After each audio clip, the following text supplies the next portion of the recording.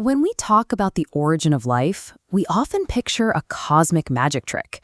We imagine a dead, empty universe, and then a fully functioning biological cell springs out of the darkness like a rabbit out of a hat.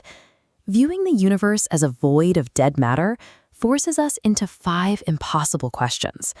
How does complexity arise from nothing? How do we get code without a language?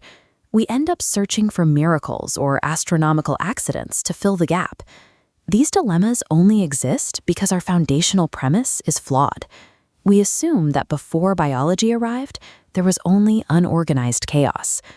The theory of multi-level organization in architecture, or TMOA, suggests a different starting point.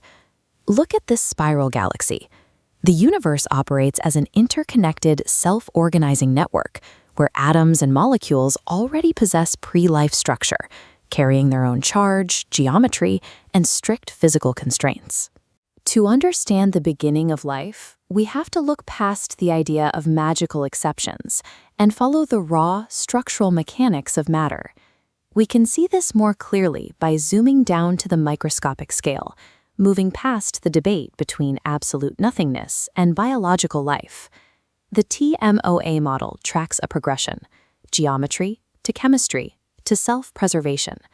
Complexity builds from innate rules. Shapes naturally interlock based on physical properties, creating a chain of constraint. Atoms force molecules to fold into specific, rigid protein architectures. What we perceive as miraculous biological design is the result of a mechanical transformation, driven step by step by atomic rules.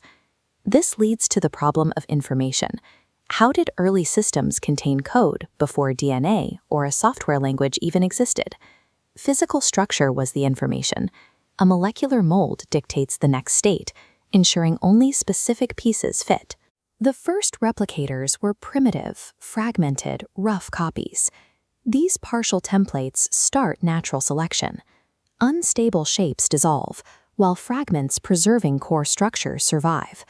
Within this framework, physical constraint serves as the data, and biological imperfection acts as the necessary starting line.